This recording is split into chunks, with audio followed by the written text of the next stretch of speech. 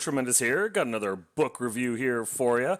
This one is called Heroes Aren't Born. It's by a guy named Cody Voller. I believe I'm saying that right. I got it on Kindle Unlimited. Ooh, no, that might not be true. I bought it on Kindle on ebook for $2.99. However, you can also get it on paperback for $14.99. So yes, there is no Kindle Unlimited. I lied to you, and I'm a terrible person. It happens. It is in the post-apocalyptic science fiction categories, horror. It's zombies. It's college kids and zombies. It was published on August 17th of 2018, and it is about 273 pages. It is part of a series, and I believe the second book is called Heroes Never Die, and it seems to be book 2 of that series. That one came out recently. I have not read that one, so this is as far as I will go about talking about that one. But I did read Heroes Aren't Born.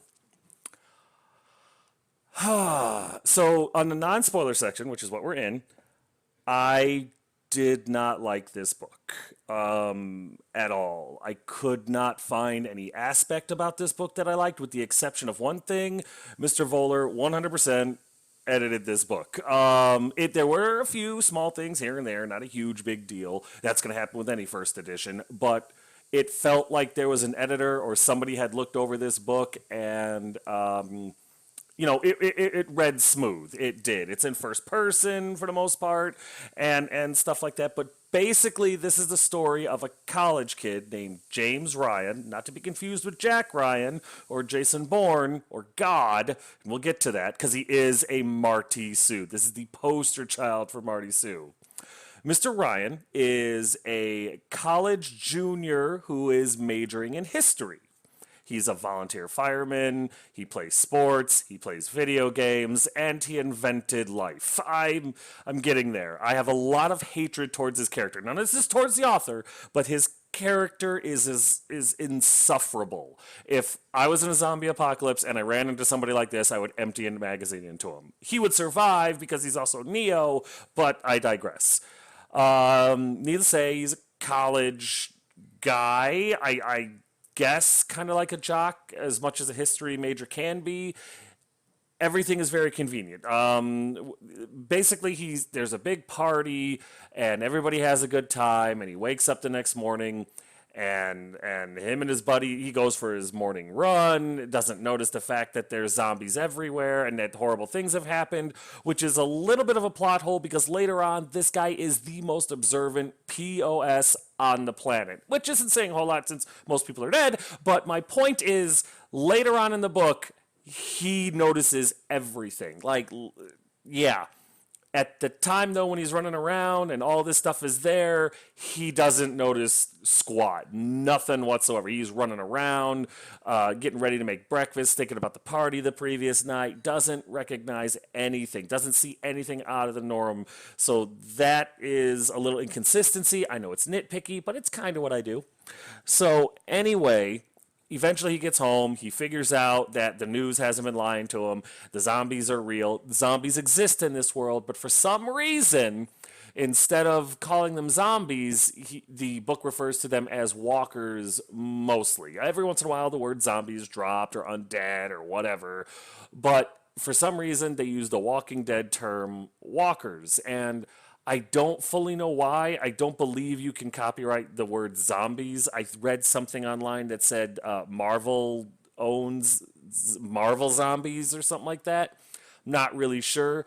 But the term walkers is being used by The Walking Dead because in that universe, they don't know what zombies are. So that word doesn't exist in their universe. In this universe, the character knows everything about zombies. He knows everything about everything.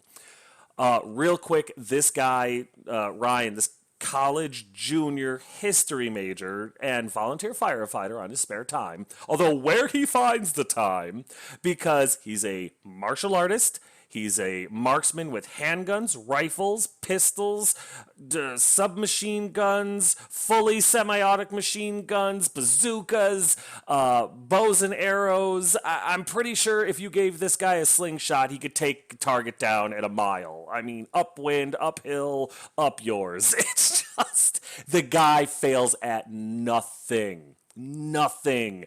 and it's so god awful. There's no suspense in this book whatsoever.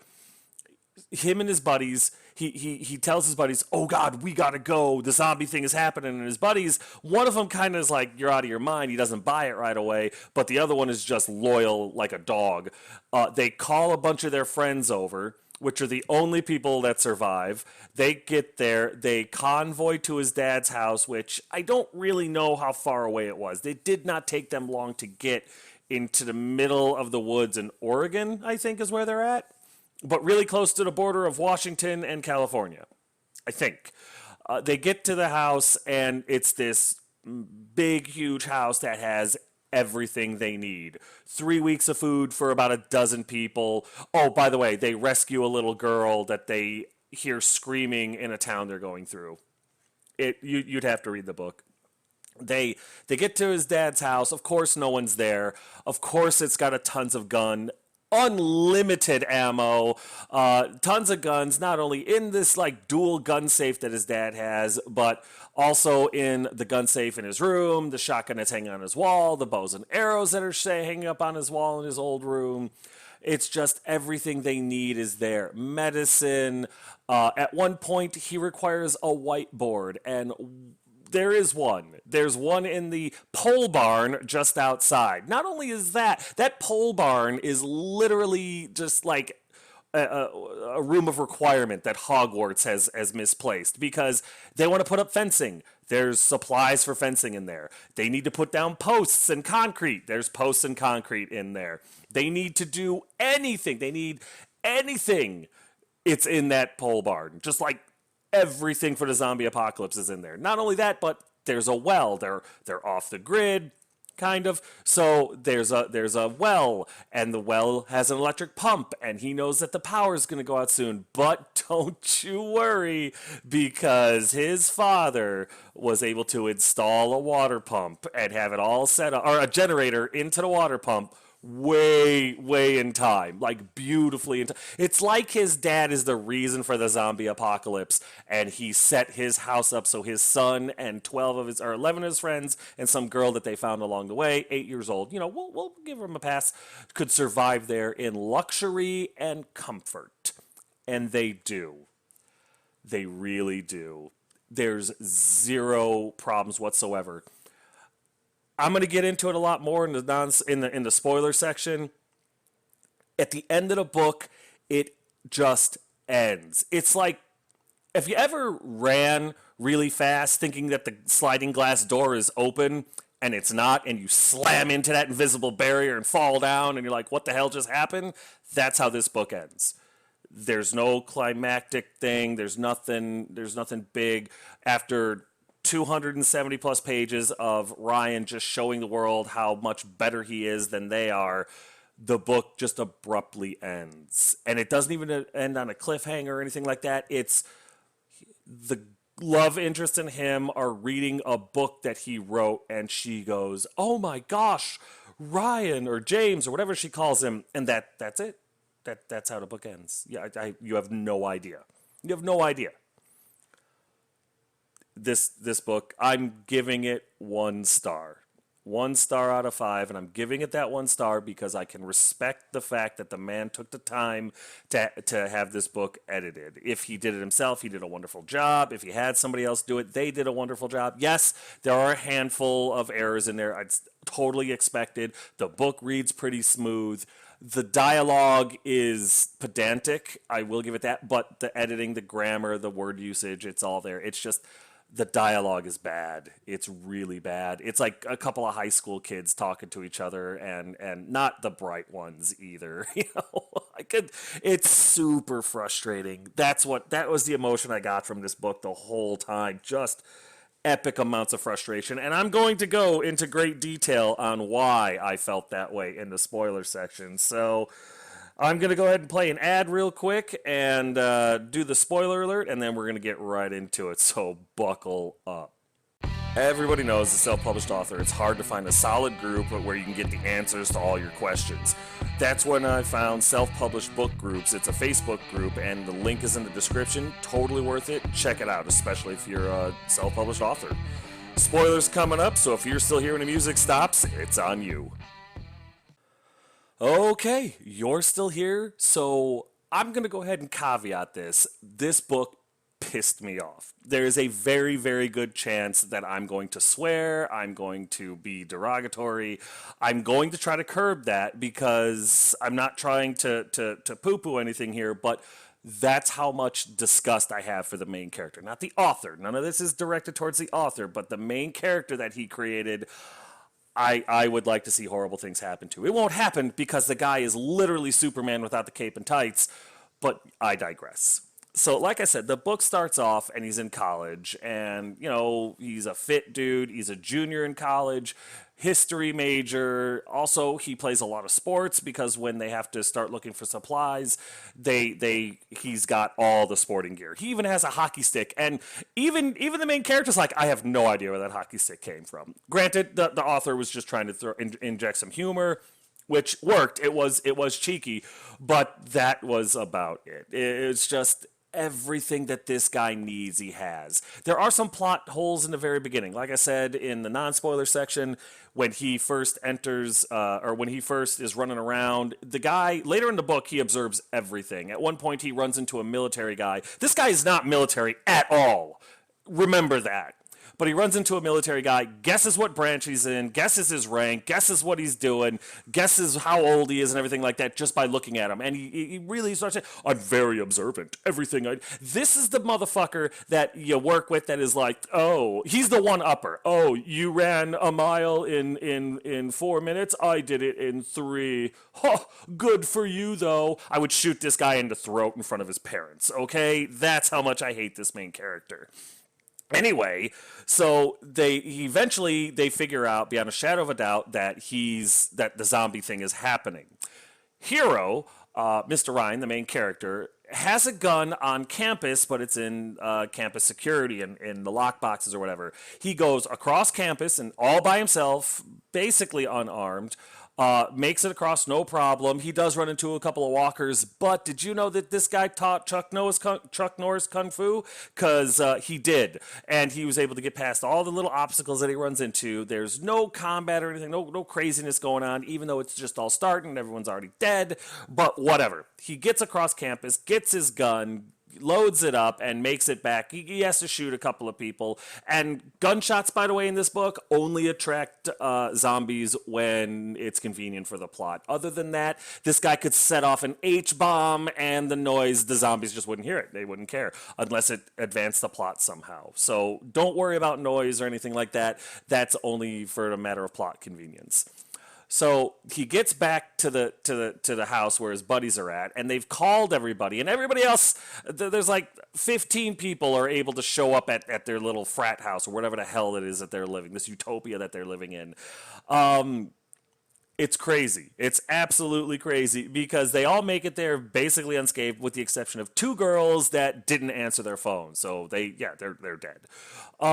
So all their buddies from the party yesterday must have been blessed to be in his presence because all but 2 of them were killed.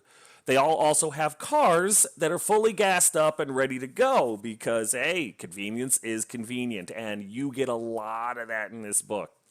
So they jump in their vehicles, all but like 4 of them decide to go with this guy to his dad's house in the middle of the fucking woods, out in Oregon somewhere. I'm pretty sure it's in Oregon, just outside of Astoria. Astoria is mentioned, brought up for some reason. I think that's maybe the town they're in, but it's just, you get a little bit, there's quite a few parts of this book that I think the fat could have been trimmed, but it didn't ruin the story or anything like that. The main character did that. So after getting everyone together and becoming the de facto leader, because, you know, college kids are all about that being told what to do by one of their peers thing. They all respond to that. Only one guy kind of argues a little bit, and even he's finally like, okay, whatever, I don't want to argue it anymore. I'll just fall in and stop talking. There's a girl, too, Sarah. She's the love interest, and she is bipolar. One minute she's pissed off at this guy and hates him. The next minute she's literally naming their unborn children. It's ridiculous. But again, they end up together because we needed a love story. And actually, Twilight is a better love story than theirs. Just throwing it out there. So they get they get to his father's cabin, absolutely no problem. Luckily, this guy is a human GPS. He's able to get from A to B using back roads and everything like that, because dude is he's a walking, talking GPS. He's a walking, talking encyclopedia, and he's the most badass mofo ever to exist in America. God bless this kid. So he's able to take this convoy through these back roads that nobody else is using. They don't run into anyone else. They don't do anything else. The only time they have any other interaction with walkers or zombies or people is when the love interest, Sarah, hears a scream from inside the car that turns out to be over a block away from inside a house with the windows and doors all locked up. He's able to find her by driving ahead, even though his car is literally surrounded by zombies. He's able to see her, open the skylight, the sky roof thing, and throw a soda can into the yard. And then he drives off carrying the zombies with them so that the rest of them can run over and rescue this little girl whose parents abandoned their 8-year-old daughter inside the house to find out what was going on with all the zombies. She's been there for a few days all by herself, but other than being sad and lonely and scared, she's fine. Yep. So they get to the 12 of them get to his dad's house unscathed, unbothered, no problem. No problem. When they get there, the house is fully stocked. It's got food, it's got water, it's got medicine, it's got plenty of rooms for all of them, plenty of space. It's got a whiteboard so that he can divvy up jobs and create schedules and everything. And then they start taking turns keeping guard on the roof of this house in 4-hour shifts. By the way, Mr. Ryan only needs to sleep 3 to 6 hours a day to be fully rested and ready to kick ass for 18-hour periods. He's amazing. While there, he's got an arsenal. His dad had 2 gun safes, fully loaded, fully armed and stocked. He had a gun safe in his room with pistols and stuff like that. He had a rifle, a shotgun, a bow, a crossbow, a quiver of arrows with hunting tips for both of those weapons. There was hunting knives, there were scuba knives, Excalibur was in the back room. This guy had everything. His dad was I'm pretty sure his dad was a homegrown terrorist. I'm not 100% on that. I understand gun enthusiasts and stuff like that, but not only was this place locked, cocked, and ready to go, none of it taken by his father or his family or anything like that, all of which are just dead. They all got caught with their pants down. Luckily, their son inherited all the talent. He's got all these weapons and everything like that. Everything he needs. 3 weeks of food to cover 12 people. He says if we ration it out, but they cook everything. They eat like kings. These are college kids. College kids. I know some of you may not have been to the age of college yet, but I also know that some of you are past that, and some of you might be there. College kids eat a lot. I ate like a friggin' pig when I was in college. I got teenagers. I don't got money anymore because of the food, but this house has enough food and water and drinks and everything else needed to feed 11 college students and 1 8-year-old girl for 3+ weeks. Holy God. I don't know what kind of freezer, fridge, pantry this thing has, but Chef Ramsay would be envious.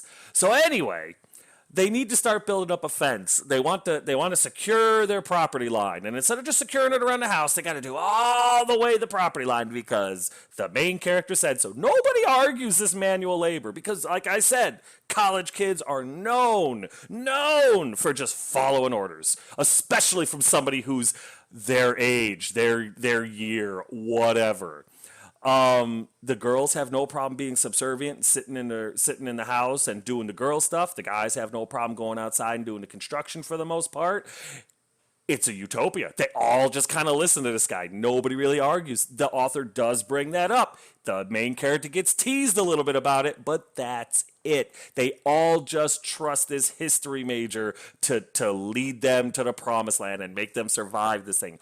Also, not one of these effing kids ever think to try to get a hold of their families. After the first attempt and no go, they all just go, well, they're dead. I mean, damn. Damn. Not only that, but they have cell phones. None of their folks survived. Like none of these kids' families survived. They don't get any kind of connection to their families. They don't try a landline, nothing. After the initial attempt, they just assume they're all dead and that's it. Not one of these kids was a mama's boy, a daddy's girl, or just a decent human being worried about their family. After the initial attempt, they were just like, well, that's that. I'm the last survivor of my family tree. So that's it. It's never brought up again.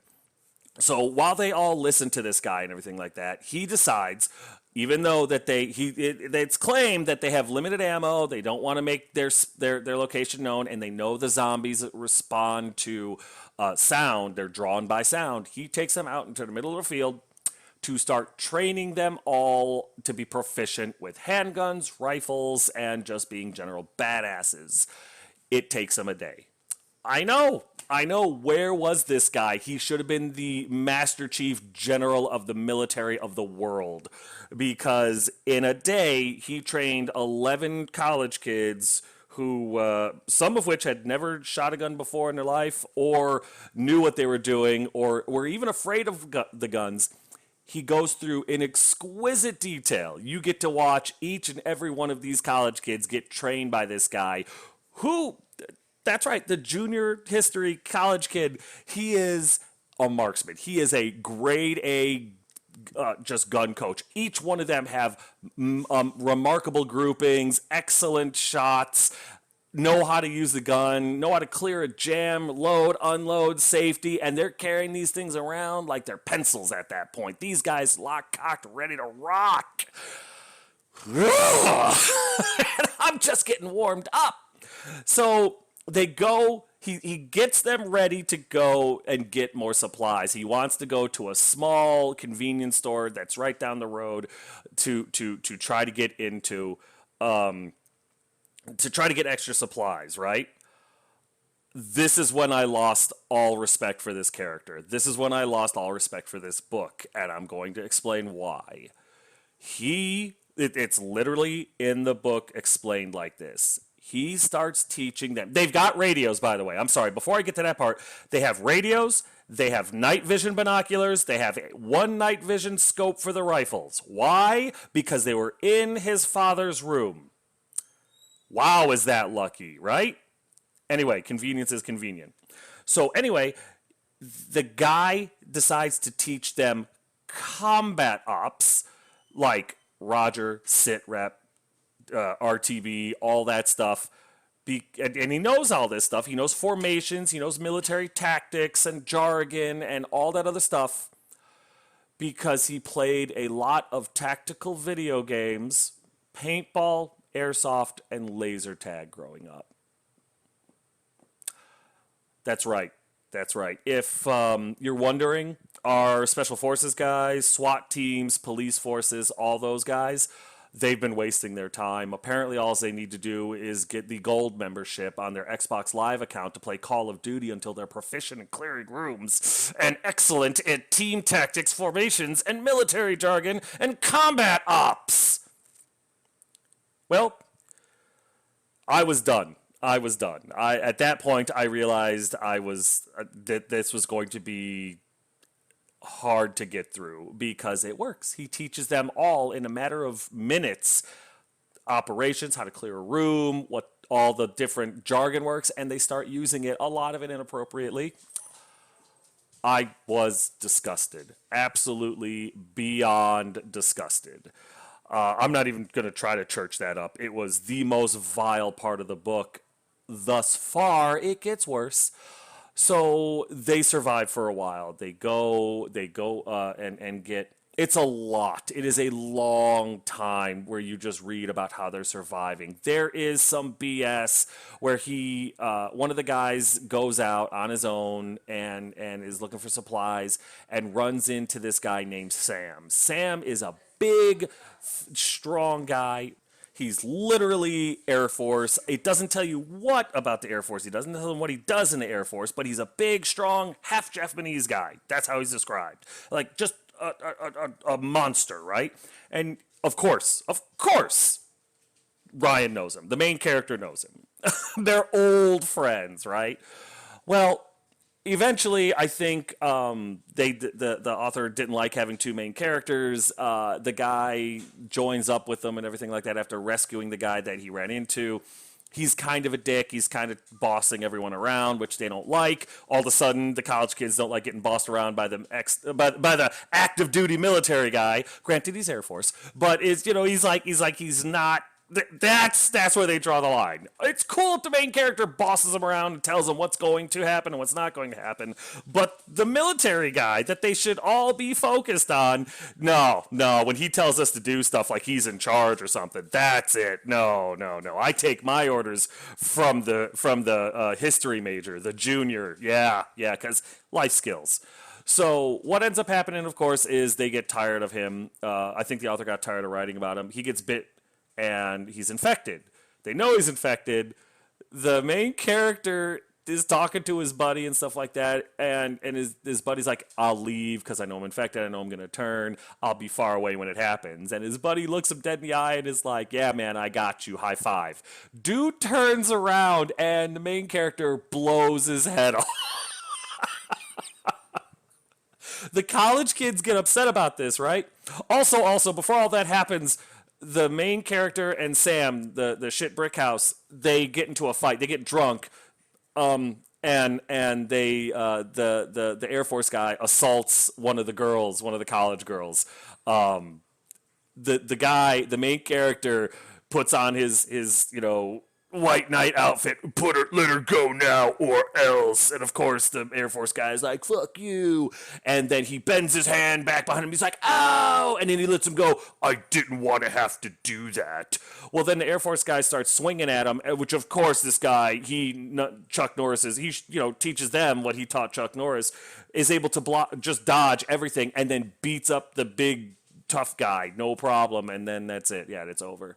And yeah, alpha male. I think he peed on him afterwards. I'm not really sure. Absolute garbage. Absolute horseshit. So anyway, after that, after he blows his buddy's head off later, after he gets infected and bit, the college kids are really upset about that. He yells at him, I had to do what I thought was right, which placates all but one of them, who calls him out, fights him, and then of course after dodging all of his blows and stuff and using my martial arts prowess to just defend myself, not attack. Finally, the other kid pissed him off. He said some stuff. He used his words and insulted him enough where he got angry, and he beats the ever-loving crap out of his buddy. And that's it. That's the end of it. Everything is okay now. No more issues in the group. With the exception of between him and the love interest, Sarah, because she's bipolar. She also becomes a martial artist, an expert in all things close combat, and a marksman as well, because he teaches her. And that's all you need. All you need is the guy to touch Chuck Norris how to be a demigod, and you too can be a demigod. So yeah, she becomes Wonder Woman with superpowers. It's ridiculous. So you advance through this tripe for a while, and you encounter this paramilitary group that shows up, right? It's literally military members, army, soldiers, locked, cocked, ready to rock. They've got a convoy going on. There's 40 plus of these guys, plus 19 hardcore gang members. How do you know they're gang members? Because one of their scouts, ran into one of their roadblocks and died. And he recognized the tattoos because he saw a documentary on the History Channel late one night when he couldn't sleep in college. I shit you not, that is the explanation in the book. This guy can remember every obscure fact he's got. So they go, they find these military guys, they get the drop on the military guys. They walk up, he shakes hands, meets them, they show him around and everything like that. They even share their medical supplies with this guy for no effing reason, right? And of course he knows what medical supplies to get because he read some of his father, who was a doctor, some of his father's medical books when he was younger and can just remember all that. This guy's a history major. He should literally be teaching Einstein and Hawking's and Neil deGrasse Tyson science because he knows everything. I honestly believe God calls him up for advice on occasion.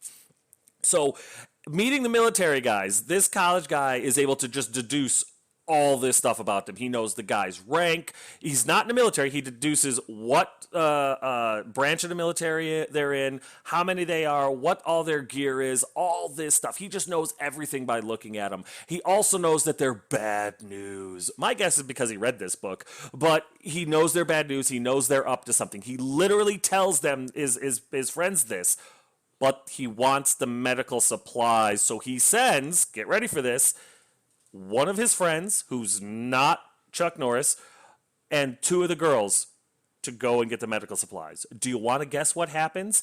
The big bad military members and gang members shoot his friend in the arm. They don't kill him, and he's able to get away from the military and gang members with through and through in the muscle of his left bicep. And they kidnap the two girls to use them as sex toys. A day later, he goes in. His buddies come with, but they literally do nothing. He goes into their defended compound. These guys, these military guys and these gang member guys know he's coming. How do I know that they know he's coming? Because they're on guard. They're watching. This guy, this main character, it knows all their tactics, knows military tactics, strategies, all this stuff. He takes them all down single-handedly. This college junior history major who's a ninth degree black belt at everything, marksman, soldier, he's able to take out over a dozen military guys, if not more, gang members, hardened, like MS-13 level gang members, right? Takes them all out, rescuing the two girls that they took before they could be defiled. In fact, the love interest, Sarah, killed two of them when they tried to go after her. And they're not even so much as slapped. Nothing. I'm sorry. I was done with it earlier. Now I was angry. This book is insulting. Yeah. Everything that's wrong with the Middle East could be fixed by this guy, apparently. All we have to do is hand him an M16, a couple of magazines full of ammo, and send him off into Iraq to fix everything that's wrong in the Middle East, and he could do it. Unbelievable the zombie apocalypse even happened with an individual like this in existence, because honestly, I'm surprised he wasn't able to cure the zombie virus with some, I don't know, bleach, pine sol, and orange juice that he found in the pole barn in the back of his dad's place. I'm just done. So after that, really nothing else happens. They encounter another group, but now he's just an arrogant prick. The only time the guy shows any kind of pseudo humbleness is when somebody calls him a hero, and they call him that a lot, or a leader. Oh, I'm just doing what anybody would do in this situation. I would have shot him in the throat in front of his parents. I hate this guy. I hate this story. I hate this book. I hate everything about it. It's awful. It is god awful. At the end, he's with his love interest. They're sitting in quarantine because he got some black blood on him when they had to kill a literal library full of zombie children. The zombie blood has been all over them multiple times. It's happened, numerous times. They never thought there was an issue. Now, all of a sudden, because it was kids' blood, I guess, they thought maybe he would be infected. He wasn't bit, he wasn't clawed, he wasn't scratched or anything like that because the guy's invincible, but he got a bunch of blood on his legs. He rinsed off with bleach and water, which, of course, was there. And they put him in quarantine for a couple of days. Of course, his love interest, Sarah, is able to get in with him, and they hang out, and he had caught her singing at one point. He was embarrassed. She wasn't upset about it after he apologized, and she had found some books of his that he had written in. You never find out what's in these books, but they're very personal, and he didn't want anyone to know about them. He actually kind of has a fight, because drama for the sake of drama, with her about her invading his privacy. What the F ever. So he tells her, if you go and get those books, I'll tell you what's in them. She literally sprints up to his room, gets the books, and in the book it's described she's so excited she's practically dancing. about seeing what's in these books. I don't know what the hell's going on. So she opens the book. He gets real, like, morose, like, she's about to see the one time I've ever failed. And as she's reading the book, she goes, "Oh my God, James." And that's how the book ends. That's it. That's the end. Granted, it's book one of a series. Granted, it's supposed to be a cliffhanger. No, it's literally another just insult to add to the mountain of insults that this book is comprised of. It's terrible. It's absolutely terrible. It's convenience for the sake of convenience being dictated by a guy that is literally a Marty Sue, Mary Sue, whatever he wants to be. I'm pretty sure this guy can change his gender at whim. I mean, there's nothing he can't do. Nothing. He single-handedly took out military guys that were fully geared and ready for him, and gang members who literally were geared up and ready for him. No problem. No problem. Not one of the individuals that he rescued after he left the college died. The only person that was with him that died was Sam, and I honestly believe it's because Sam was a better character. It was so bad. It was difficult to get through. There were numerous times I thought about quitting. It was just awful. I'm sorry. I'm not trying to be a dick, but I am trying to be honest. And there's no way I can be honest without being a little bit of a dick. It's just the way this one's going to be. But to be honest with you, I shouldn't have to apologize because of what this book put me through. However, I'm going to stick to my 1 out of 5 star rating because it was edited. They did go in and edit the book. There were mistakes, but they were few and far between, and I was able to, overlook most of them, and that's excellent. Compared to some of the stuff I've run into, that was excellent. I was really happy to see that. So definitely giving him 1 star on that one, but everything else is the reason that the 4 stars are missing from this book. 1 out of 5 stars, cannot recommend. That all being said, I am well aware that I could be wrong. There's like 19 other reviews on this book, all of which are 4 and 5 stars. So there's every chance in the world that I am very, very wrong. So I encourage you, if you want, to check out his book. Get it, buy it. It's not very expensive, and it's under 300 pages, so you could finish it in a couple of days, and come back and tell me. Tell me if you think I'm right. Tell me if you think I'm wrong. Tell me if you think I'm crazy. Tell me if you think I'm justified. Or, just we can have a discussion about the book. I have no problem with that whatsoever. But yeah, the description or the link will be in the description below. And yeah, check it out and let me know what you think. That's going to do it for this book review, though. As always, if you have any questions, comments, concerns, or complaints, feel free to put them in the comment section below, and I will get back to you as quick as I can. And as always, thanks.